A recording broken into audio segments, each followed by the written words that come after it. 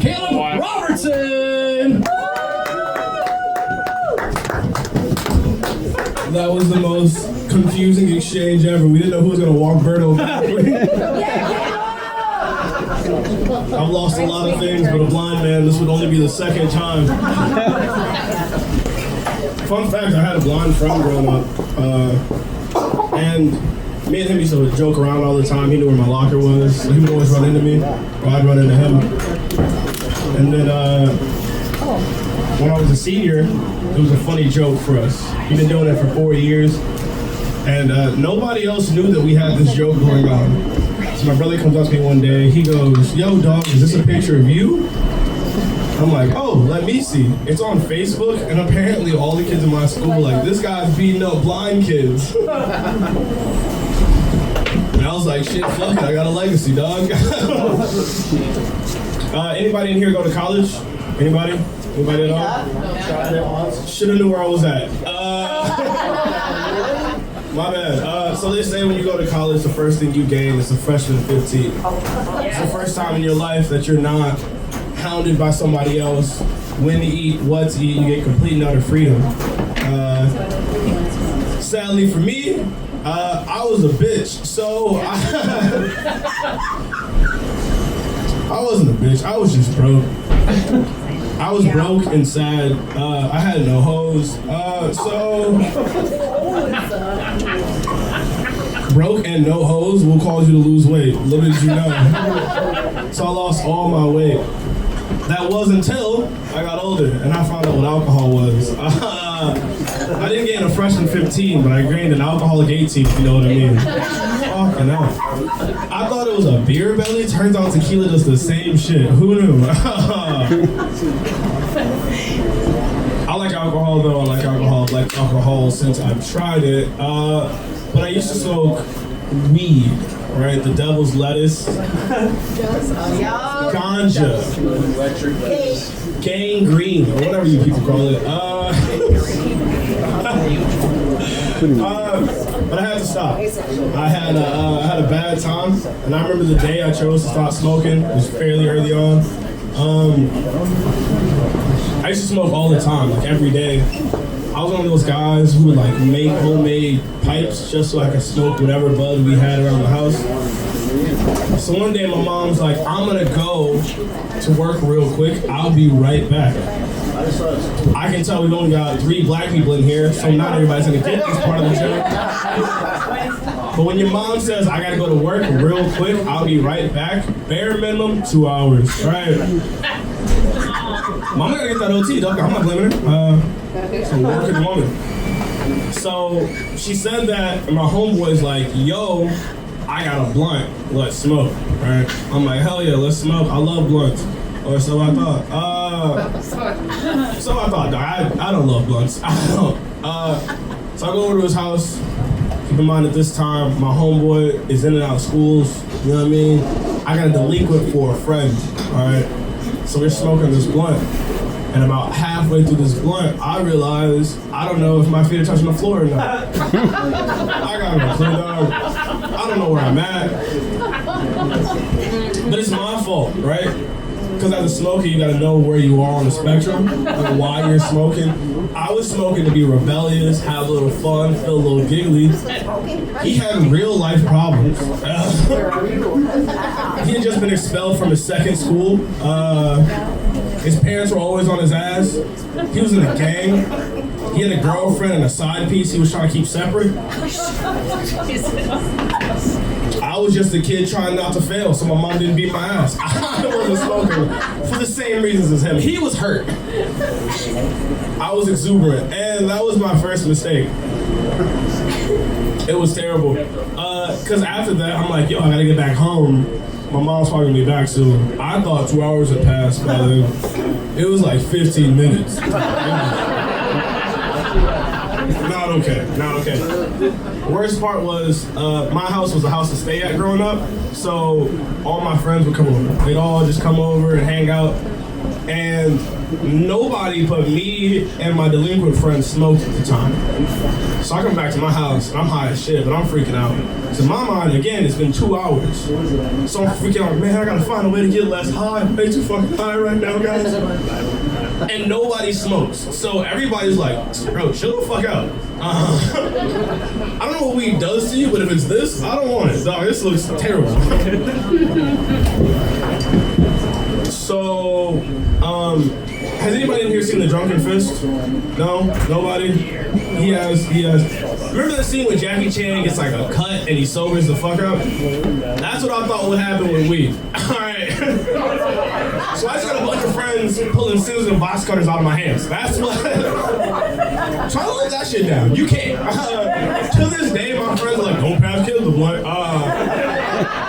He might freak out and try to cut himself. They started photoshopping like gothic bangs over my photos.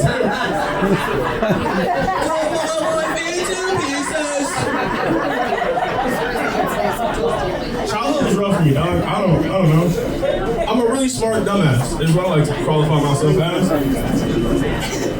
Here's the worst part. I try to go back over my friend's house. We live in the same apartment building, so I try to go back over there. I knock on his door. He texts me, doesn't answer the doorbell, just texts me, hey, she's over right now, I'll talk to you later. This nigga smoked and got horny. I smoked and freaked out. We're not in the same boat, again.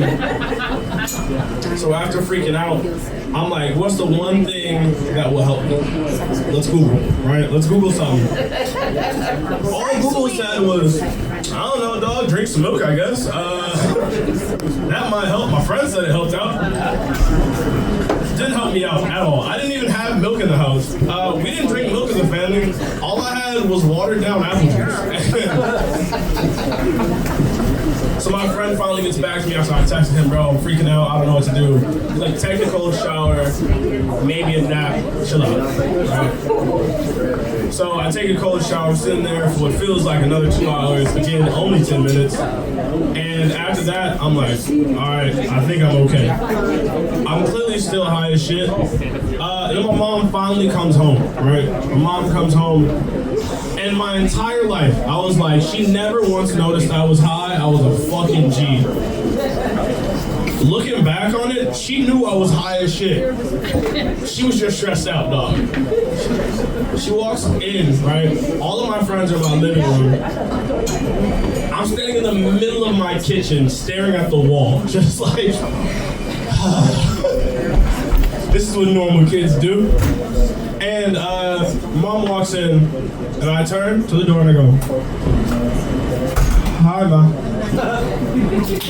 She goes, hey, Kaleb, I'm gonna go in my room now. And look on the back of it, my mom knew that I probably regretted my day, right? I was clearly way too high. So I quit smoking that day, and I put down the blunt, and I picked up the bottle because I can handle being an alcoholic. I swear to God, I can handle being an alcoholic. At least I tried to. I hate blacking out though. I used to love it. You know, you get hammered, you have a great night. So one night I blacked out and I woke up in pajamas.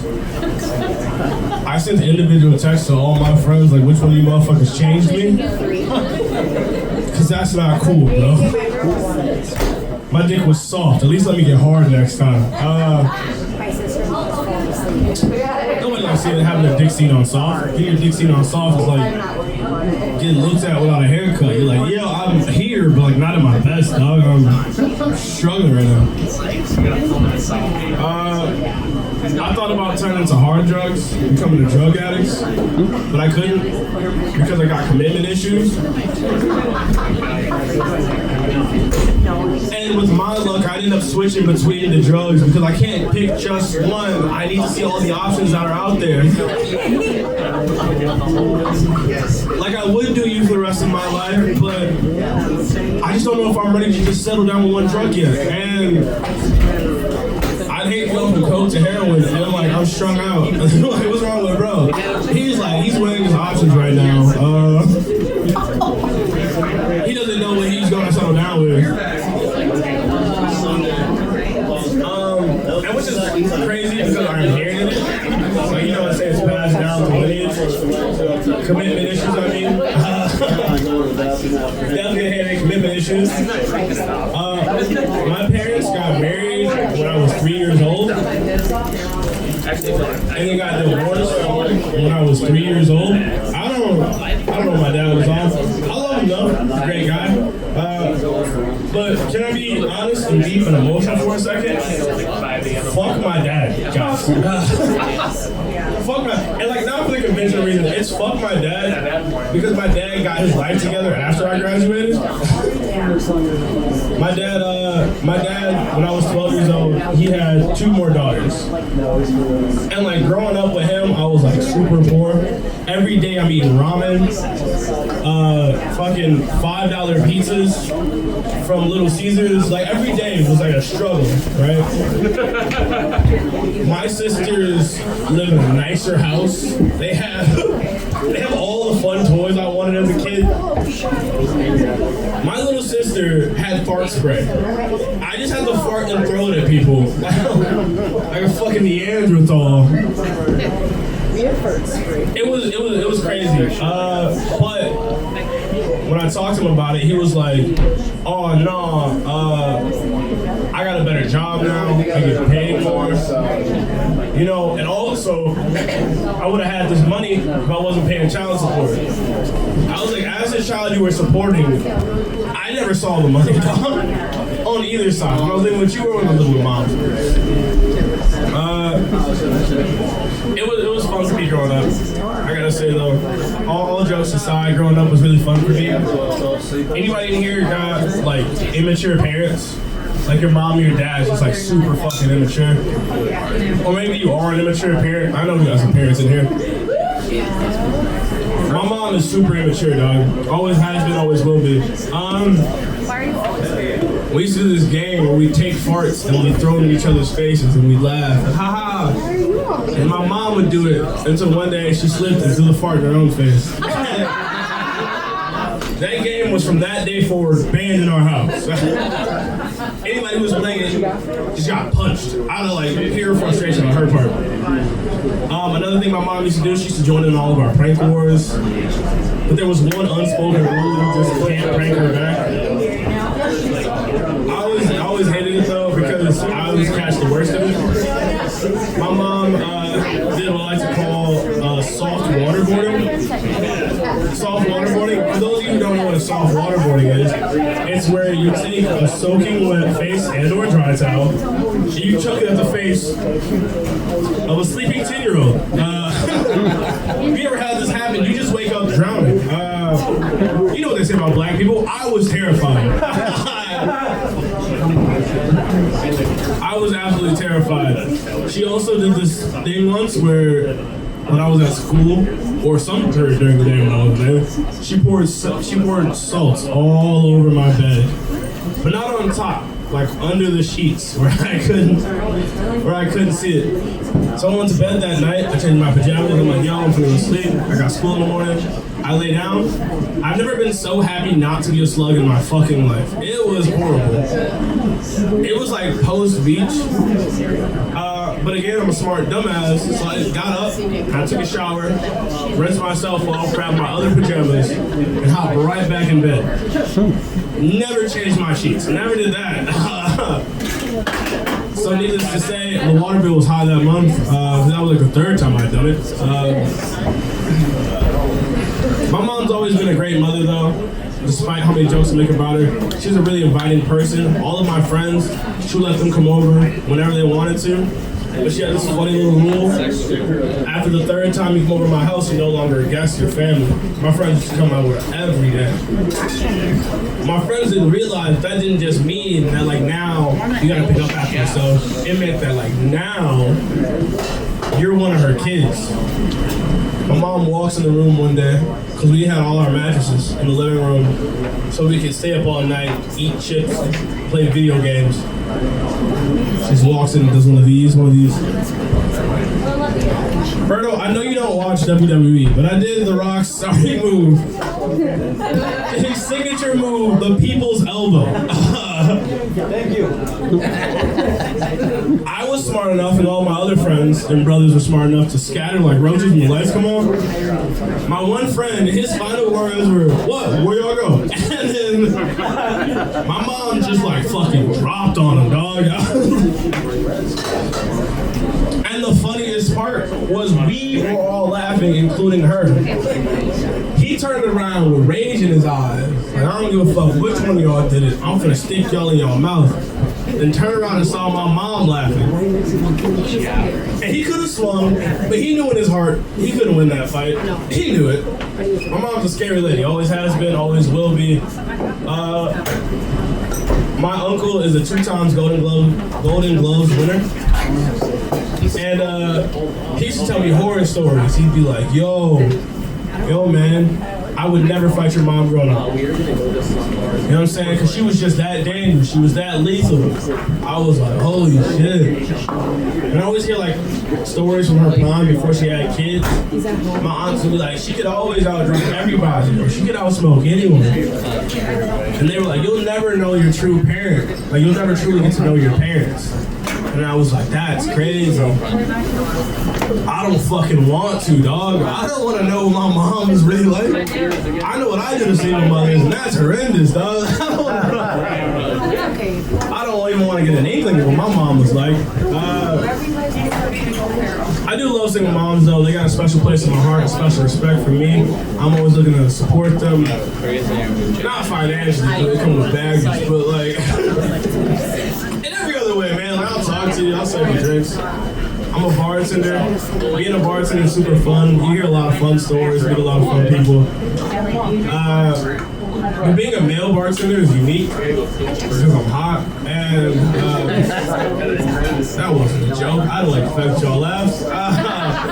Being a male bartender is like unique because we all know how wild women can get when they're drunk, right?